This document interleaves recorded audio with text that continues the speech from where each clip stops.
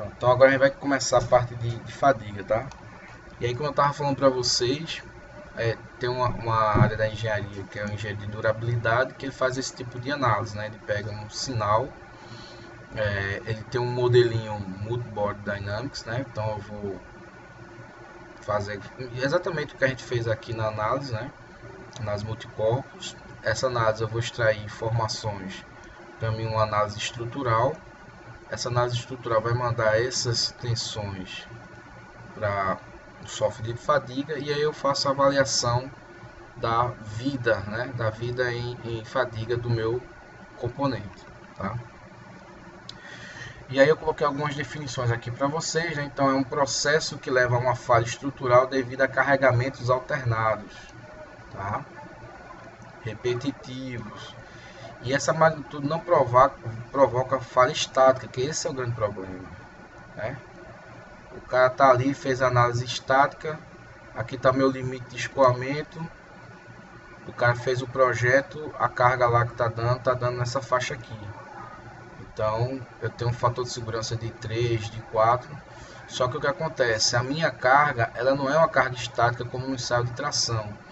E aí eu tenho um ciclo aqui de carregamento. E às vezes esse carregamento aqui, ó, ele está bem inferior a esse carregamento aqui. E é isso que fez com que a máquina está num carregamento bem inferior ao previsto no estático. Porém, pelo fato de ser cíclico, eu tenho um problema de fadiga, tá? Então, por isso que a gente não pode só estudar análise estática. A gente tem que ter pelo menos consciência, né, que esses carregamentos, principalmente quem é mecânico, né, engenheiro mecânico tem que ter essa ideia. E aí está associada a nucleação, né, então eu tenho uma nucleação da trinca, né, e a propagação da mesma. Tá? Então eu vou ali na superfície criando uns deslizamentos, né, nos planos ali dentro da estrutura, e aquilo ali vai criando esse movimento aqui e eu vou abrindo inicialmente do ponto de vista microscópico, né? Então eu vou rompendo aqui ali aquela estrutura cristalina e depois vou aumentando a propagação da trinca até que eu tenha o que a gente chama de marcas de praia e depois o rompimento da estrutura de forma súbita, né? Então eu tô ali com o equipamento funcionando há muitos anos e de uma hora para outra e eu já vi casos eu já vi, né? A gente sabe que existe, mas eu tive prensa, tá? Aquelas prensas de chaveta, né? Engado por chaveta. Tem uma máquina dessa que tem mais de 30, 40 anos de uso e a máquina tá lá quietinha a vida toda sendo usada e de uma hora para outra o eixo parte e cai em cima do operador e mata o operador. Então existem diversos casos. Esse aqui, outra vez eu vi um moinho de bolas, um eixinho nada mais nada menos que umas 10 polegadas de eixo. Então ele estava aqui sobre o mancalzinho dele, girando aí, eu acho, sei lá, não lembro agora, uns 30 RPM, uma rotação baixa. E aqui tem as bolinhas, né? É um moinho de bolas, né?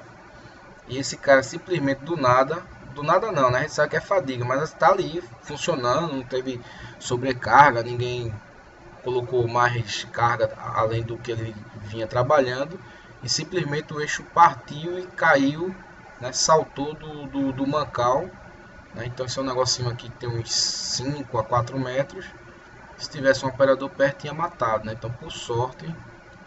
E isso é o que? É exatamente, você tem que fazer a inspeção desses caras, ver se tem já algum tipo de trinca e fazer a conta para saber quanto tempo esse cara ainda pode rodar, já sabendo que tem trincas que podem gerar essa fratura aí por fadiga, tá? E aí, claro, vai ter que chegar um ponto crítico ali da trinca, onde eu vou ter o rompimento da minha estrutura, tá? E aí aqui eu coloquei algumas estatísticas aí que eu peguei dos livros, das coisas que eu escuto por aí. E aí 90% dessas falhas são devido à fadiga, tá? Então é uma coisa muito importante e pouco compreendida por nós engenheiros, né? A gente estuda pouco isso, né, na graduação e termina e ainda estuda um negócio bem defasado na graduação E aí é só quem realmente vai trabalhar com durabilidade é que termina aprendendo isso aí de fato, tá? Aí eu peguei outra definição da STM, é um processo de degradação localizada, progressiva e permanente, tá? E ocorre no material sujeito a variações nas tensões e deformações, tá? E aí, claro, vai ter sempre uma trinca, né? Aquilo que eu estava falando para vocês, uma nucleação. Então ela começa aqui e aí com o tempo, né, com a ciclagem, ele vai criando o que a gente chama de marca de praia, tá? Se você colocar fadiga na internet, você vai ver um monte de eixinho partido, inclusive essa figurinha aqui que eu peguei. Você vai ver exatamente esse formato aqui de marca de praia. E depois eu tenho uma ruptura, né, catastrófica, né, porque aí eu já tenho uma seção da área transversal bem menor do que a inicial no projeto. E aí eu tenho um rompimento instantâneo ali do meu componente mecânico e normalmente é fatal, né? Infelizmente. Tá? E aí se divide, né? Quando a gente estuda fadiga, eu tenho fadiga de alto ciclo, tá? Que seria metodologia SN. Tenho fadiga de baixo ciclo, que é o εN, e tem a mecânica da fratura, tá? Todas essas abordagens, né, que eu vou fazer aqui, elas vão dizer para você o seguinte, ó, depois de tantos mil ciclos, eu posso ter uma iniciação de trinca no componente. Depois que a trinca for formada, aí a pergunta é com quanto tempo eu vou ter um rompimento da minha estrutura. E aí você usa o método da mecânica da fratura, né? Então esse cara aqui, ele já pressupõe o início da trinca, ou seja, eu já tenho uma trinca lá. E ele vai determinar exatamente essa taxa aqui de propagação para me dar uma quantidade de tempo para eu saber quando é que a estrutura vai romper, tá? Então isso quer dizer que eu posso usar, né, usar a composição entre essa daqui com a mecânica da fratura ou a de baixo ciclo com a mecânica da fratura, tá? No teu projeto. E aí aqui eu coloquei uma forma de gráfico, né? Então um ensaio estático, né? Então você tem ali, você aplica a carga na estrutura, ela tem um rompimento, você calcula aí o modo de elasticidade, você sabe a tensão última. E obviamente eu tenho uma aplicação única, né? Então eu vou lá e aplico. Obviamente se você colocar no relógio, você entende que na máquina de tração é um ensaio que está com o tempo vai mudando, mas ele é tão lento que faz com que ele se torne um carregamento estático, tá? E por isso que ele vai aumentando aqui a carga, mas lentamente, tá? No caso da fadiga não, na fadiga eu tenho a tensão está flutuando aqui, tá?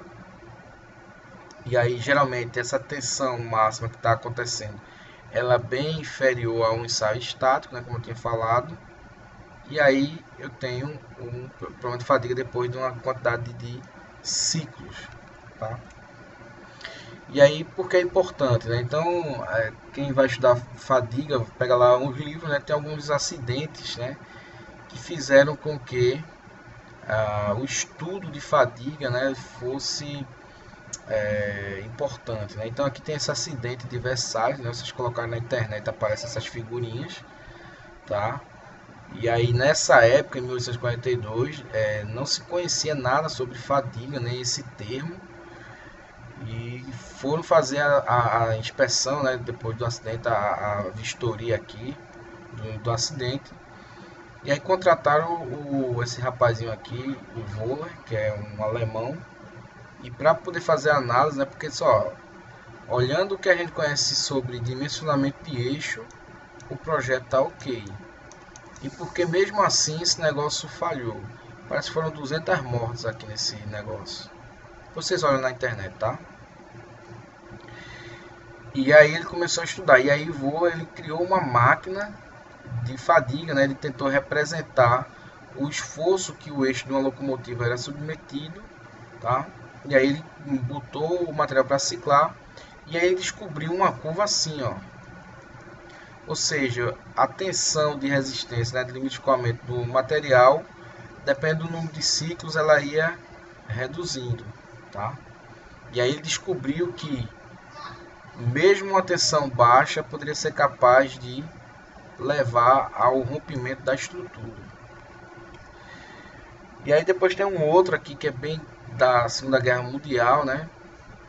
Os Estados Unidos eles construíram não sei quantos mil desse Liberty, né? Desse navio e alguns, né? Simplesmente afundaram, né? Ele tem várias fotos na internet, né? O pessoal usa muito isso quando vai falar de fadiga e rompeu, né? O casco do navio porque ele partia, né? No meio aqui, né? Nossa, impressionante, tá? Então foi um prejuízo gigantesco aqui nessa época. E aí eu selecionei um outro também que é bem...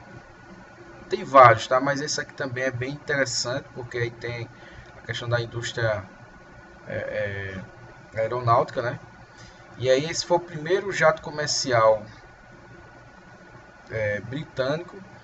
E o pessoal até fala, acho que é no livro do Norton, né? Ele fala que esse acidente aqui do Comet, ele levou, né, a indústria britânica a ficar em segundo lugar, né? Ou seja, deu espaço para os Estados Unidos, né? Porque eles perderam muito tempo tentando melhorar isso aqui. E aí, obviamente, o avião que cai, todo mundo fica com medo, né? Quem já andou de Fokker 100, depois de alguns acidentes, ficou com medo do avião.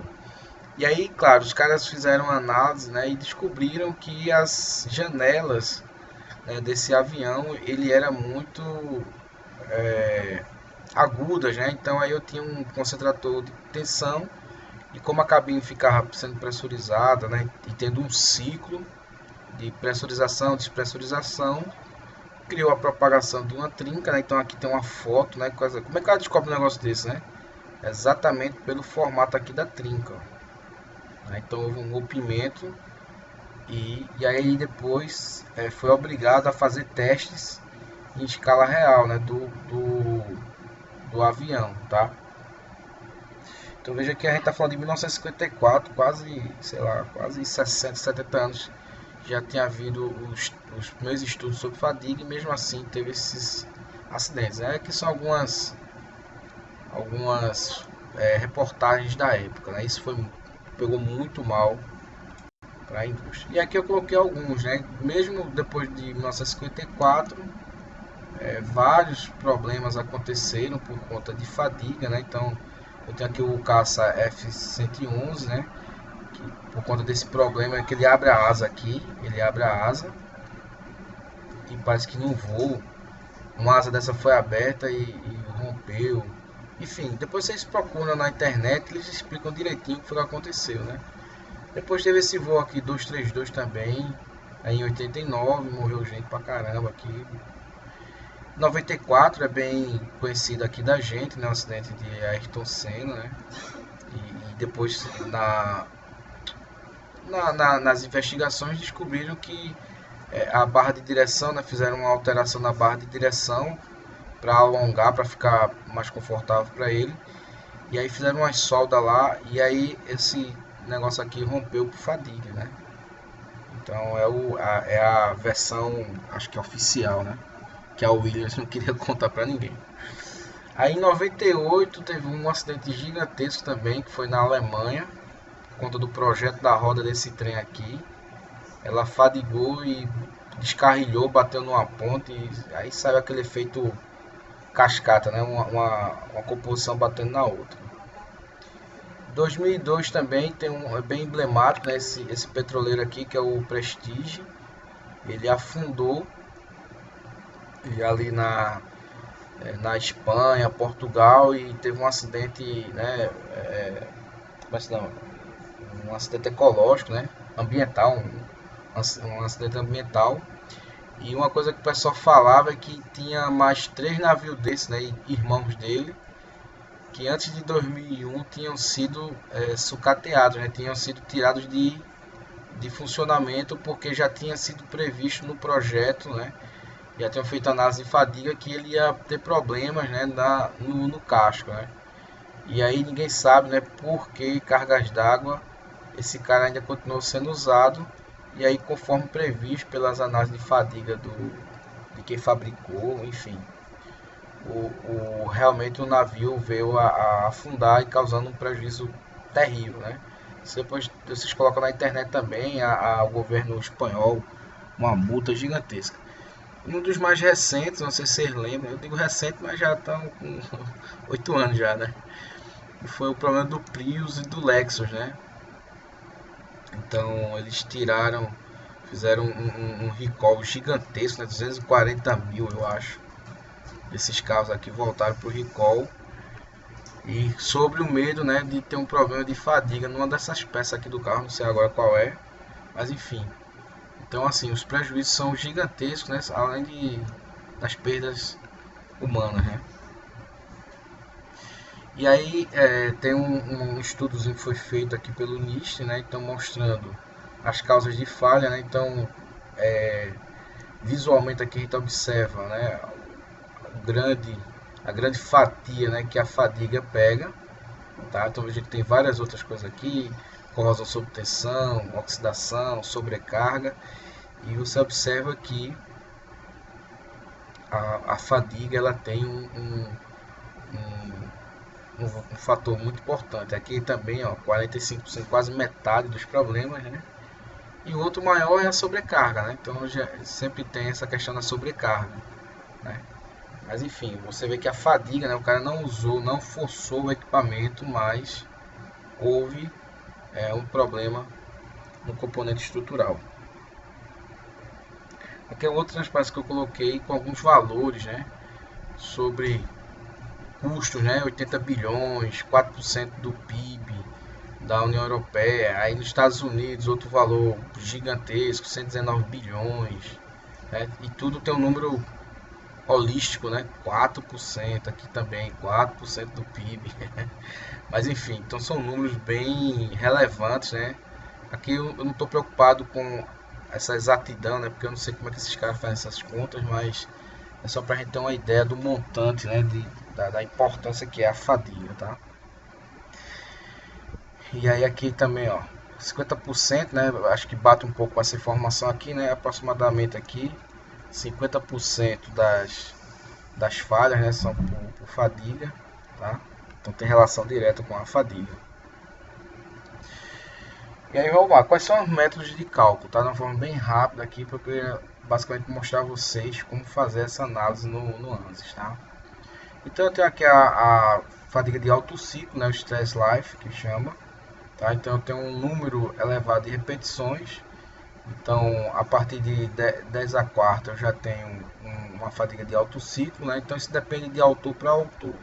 Tem cara que fala 10 a sexta, 1 milhão de ciclos, a partir daí já é uma fadiga de alto ciclo, tá? E aí o que é característico dela, que são tensões baixas, tá? E sempre, né, na sua totalidade estão no regime elástico, tá? Então não há deformação permanente no material.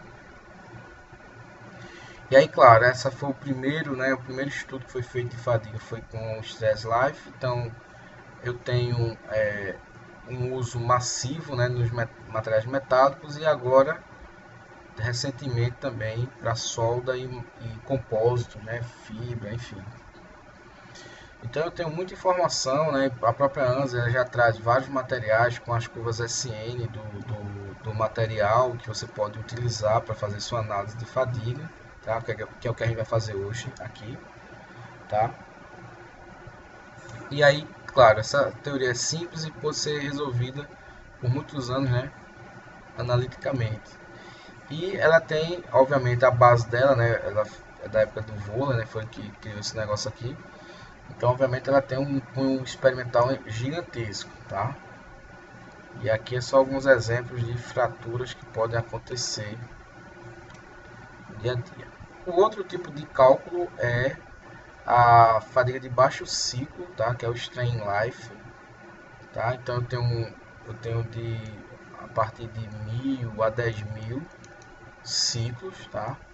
E o pessoal usa muito, né? Eu vi uns estudos do pessoal lá do Rio de Janeiro, o pessoal usa muito para flexibilidade de tubulação, vaso de pressão, porque eu tenho ciclos baixos, né? Mas eu tenho tensões térmicas aqui atuantes no equipamento e ao longo de 20, 25 anos, né, de uso de um equipamento, acho que tem equipamento bem mais antigo aí, o Ricardo pode confirmar aí essa informação. E Existe, professor, existe da minha época, bem antigos. bem antigos, né? Isso aí eu sabia que tem refinarias da Petrobras que são bem antigas, né? E equipamentos que estão. E aí tinha um pessoal do Rio que eles praticamente se especializavam nisso aqui por conta dessas. Eles trabalhavam lá para o pessoal das usinas nucleares, né? O pessoal de energia Nunca mais. nuclear. É. E aí É, eles têm. Oi, pode falar. aí em Pernambuco, né, tem aquela fábrica que agora é a Arlança, né, tá certo? Uma fábrica aí que antigamente era Copel, né, que tem equipamentos ali que são perfeitamente para ser utilizados, não tem problema nenhum, mas são equipamentos da década de 50, certo? 50, né? Alguns. Inclusive tem as esferazinhas lá na frente, né? Cartão postal.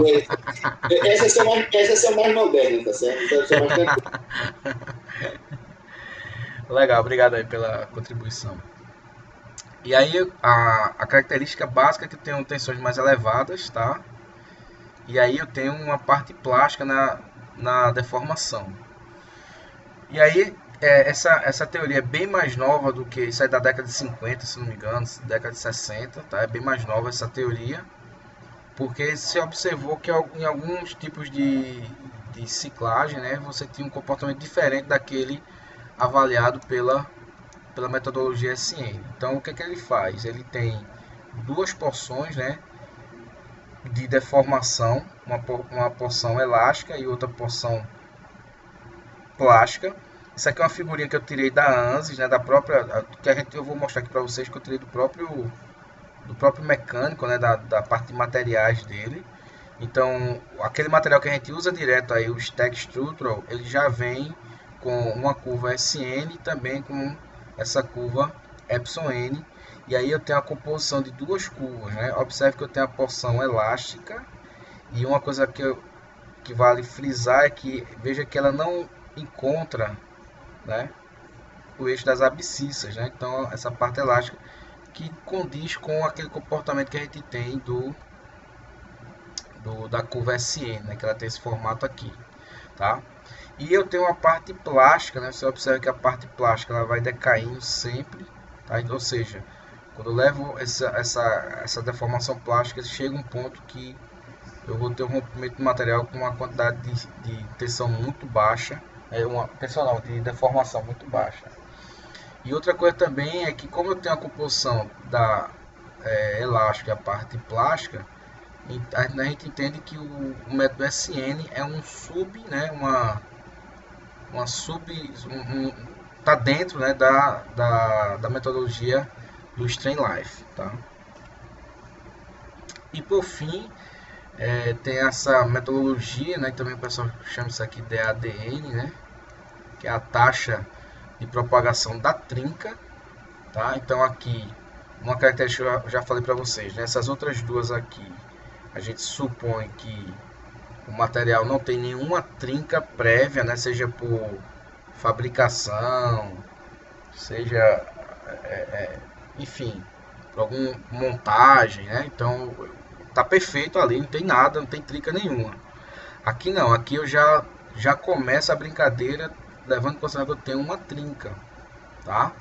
E aí aquele acidente do caça F-111 fez com que a engenharia aeronáutica fizesse um procedimento de análise, né? Então eles fazem a inspeção, procuram por trincas, né? Então a partir de um certo valor da trinca, que é a trinca inicial, né? Então eu faço o cálculo da taxa, né, desse aumento aí da área da minha trinca em função do número de ciclos, tá?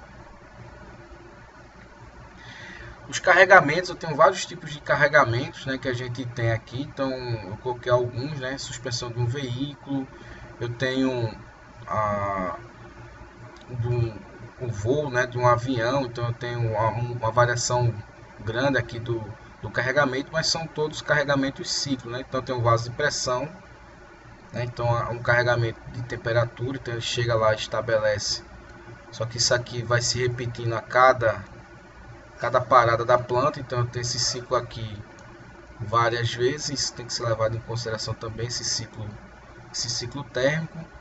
Eu tenho abertura de válvulas, né, que isso aqui parece como é que chama? Um sinal de impulso, né? A válvula tem essa característica.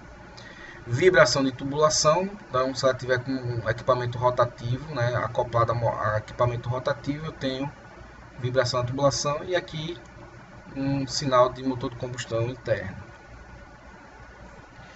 E aí como é que você faz a análise do ciclo, né? Eu vou colocar aqui um exercício aqui para a gente fazer, tá? Basicamente eu tenho um ciclo aqui, tá? Então eu vou ter uma amplitude de tensão, que é o sigma A, que vai ser dado pela a diferença desses dois carinhas aqui, sigma máximo e sigma mínimo dividido por 2. Tem uma tensão média, né, que aí é a soma dos dois dividido por 2, tá? Então eu vou ter aqui um valor médio, tá? E tenho aqui o meu delta sigma, que é a variação da tensão. E tem um outro fator que é esse aqui, ó, razão de tensão, que é quando você faz a avaliação entre a tensão mínima e a tensão máxima, tá? E esse valor R aqui você tem que informar lá no software, dizer como é que vai ser esse teu carregamento. Porque aqui veja que eu tenho um carregamento que está acima do zero, né? Então ele é positivo. Mas se ele for totalmente reverso, significa que eu tenho um carregamento assim, ó. Ele tem 1.0 aqui de média, mas ele vai do positivo ao negativo. Então isso influencia a contagem, né, dos ciclos aqui para o meu carregamento, tá? Então aqui eu coloquei mais algumas informações, né, que eu já tinha falado. O material não pode ter defeito. A gente vai ficar pensando, né, em quando aqui vai começar essa iniciação da trinca, tá? E eu tenho uma solicitação cíclica, né, que é colocada no meu modelo. E eu sempre vou comparar isso, né, porque aí eu vou ter um fator de segurança para a parte de fadiga baseado na curva SN do material, que basicamente é uma curva assim, tá? Eu vou mostrar para vocês. E aí o que acontece, né? Em 1860, Voegelin fez essa observação aqui, né? Ele percebeu que tinha um decaimento, né, com o número de ciclos. E se eu não me engano, né, Pasquin, ele descobriu que tinha uma forma de, se você botar no gráfico log, você percebe que essa curva aqui, ela chega a um ponto onde, dependendo do número de ciclos, eu não tenho mais a falha, né, que a gente chama de vida infinita, né? Ou seja, você vai fazer um projeto onde o comportamento da minha máquina ela vai ter vida infinita. Daí Ricardo relatar que tem equipamentos da década de 50. E aí, falando de década de 50, existe uma planta da Maisena lá em Garanhuns, né, que é da Unilever hoje, que tem equipamentos de empacotamento que é da década de 50. Então, elétrico só tem um motor, o resto é tudo mecânica, é mecanismo para fechar, e estão funcionando até hoje lá. Então, de repente, o cara lá naquela época fez logo um projeto para ter um projeto de vida infinito, ou seja, você vai morrer e aquela máquina não tem nenhum problema de fadiga, tá? E aí, uma coisa interessante sobre a tensão média, tá? É que ela afeta a resistência à fadiga. Aqui eu coloquei um exemplo. Eu trabalhei numa fábrica que tinha uma fábrica de mola, né? E lá tinha um tratamento para as molas que é o shot pin.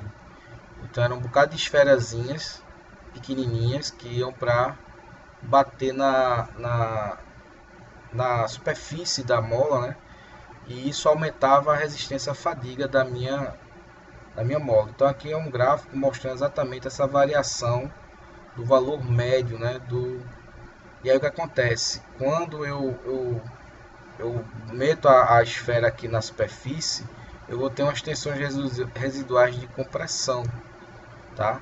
E aí por conta disso eu consigo melhorar a minha resistência. Aqui alguns exemplos que eu peguei, né? Engrenagem, o pessoal usa, mola, tá? E aqui uma simulação do shot pin na superfície do metal. Então tem várias formas aí, o pessoal pega as granalhazinhas e feita essa foto aqui, né? Você tem várias esferazinhas indo de encontro. Então eu aumento, né? Por conta da compressão aqui, por conta do esforço da esfera, né? Que ela criou aqui, eu tenho um aumento na minha vida em fadiga do meu produto, tá? Então eu lembro que a gente tinha uma caixa lá com várias, parece uma granalhazinha, né? E essa caixa ela ficava injetando nas molas o tempo todo uma série dessas esferazinhas aqui para bater na mola e aumentar a fadiga, tá? E aí o que acontece, né? Eu tenho quando eu faço um projeto de fadiga, né? Eu tenho que evitar exatamente passar desses pontos aqui nessa curva de Goodman, tá? Onde eu tenho essa tensão aqui SN, que é calculada pela tensão de amplitude, e a média pela tensão última, tá? Então eu traço uma linha, né? E aí tudo que tiver aqui abaixo desse limite aqui, eu tenho garantia de que eu vou ter um projeto seguro do ponto de vista da fadiga. Aqui é só para mostrar, né, que a curva SN, quando você obtém no ensaio, ela na verdade é desse formato, e aí você pode colocar no formato logarítmico, e que vai te dar essa percepção que o Baskin, que ele conseguiu enxergar, né, que existia um limite onde eu poderia ter vida infinita, ou seja, abaixo desse limite aqui de fadiga, eu posso ter uma vida infinita para o meu produto. E aí o que acontece, né? Isso aqui eu peguei já dentro da ferramenta ANSYS, né? Isso aqui vocês têm lá no livro, né? Não sei se vocês lembram, vocês estudavam fadiga, né? Goodman, Soderbergh, Gerber, né? E esse agora mais recente, o código ASME, tá? O que é que acontece? A curva, quando você faz a curva de fadiga, tá? Ele está trabalhando com um determinado tipo de carga, né? Então eu tenho um ciclo ali de carga e eu gero aquela curva. Então aquele dado para o ser experimental, né, ele vai me servir para aquele tipo de situação. Então às vezes você não tem, né, uma curva específica SN para a tensão média de interesse. E aí você pode usar esses critérios aqui, né, de correção, né, para você corrigir a tua tensão. E basicamente o que acontece, né, eu tenho o Goodman aqui que a gente usa ele muito para materiais de baixa dutilidade, tá? Mas ele tem um probleminha que ele não tem correção para compressão. Se vocês observarem aqui aonde está o limite aqui, ó, da durabilidade aqui do meu produto, né? Então veja que a curva verde ela tem uma faixa extensa. Quando você usa Soderbergh, o pessoal geralmente usa para material frágil, porque aí você não consegue ver deformações características antes do rompimento, né? E aí você observa que a curva de Goodman ela é bem mais restrita, tá? Ou de Soderbergh. Então você pode usar o Soderbergh e aí vocês vão ver, eu vou mostrar para vocês aqui na análise, que a tensão, né, a vida diminui muito quando eu uso o Soderbergh, por exemplo. Então mesmo que você tenha um material dúctil, você pode ser mais conservador se você quiser, tá? É uma escolha sua.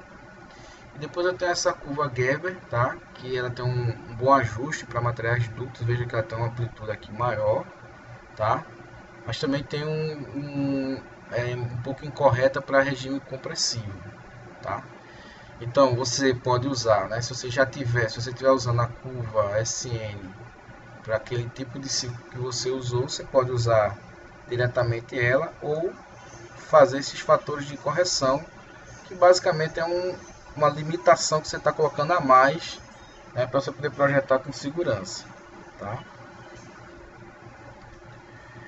Então também aqui é outra espécie que eu coloquei, né, para o método Epson N, tá? Então eu coloquei aqui que as deformações plásticas controlam a falha, tá?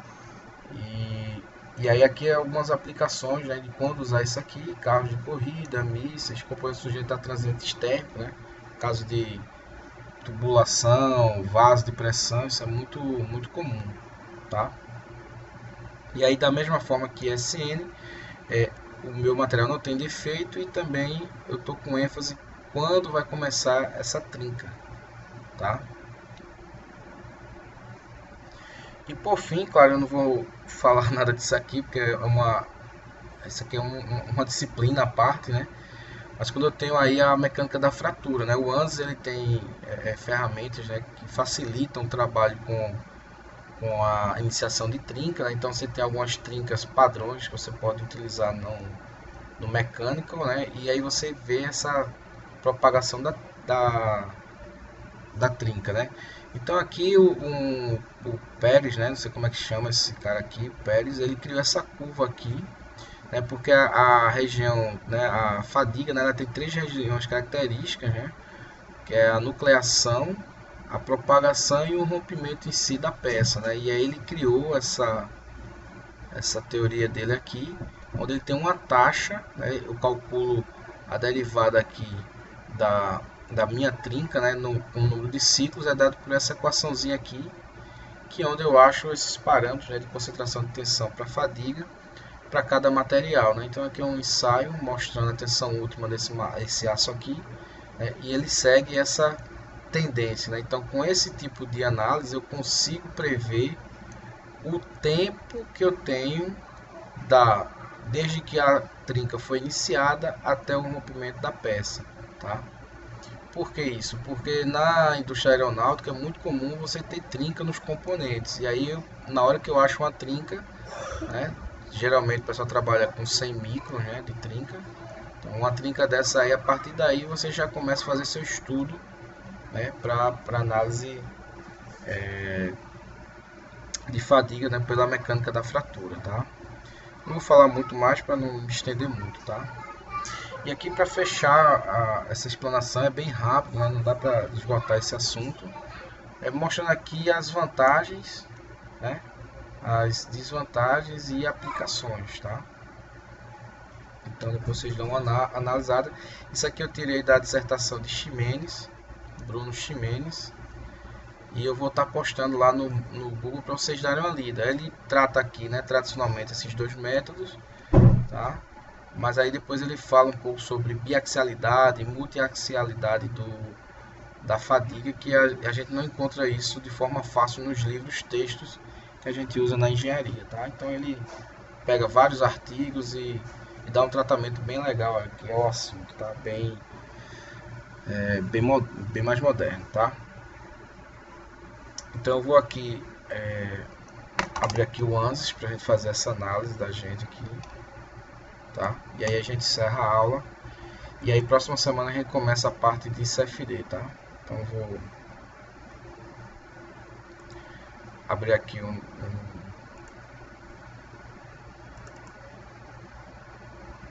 começar aqui com o Stress Life. Do ponto de vista de setup também não é nada demais, tá? É só realmente você entender o que é cada coisa, tá? Vou dar uma pausa aqui no vídeo só para não ficar muito extenso.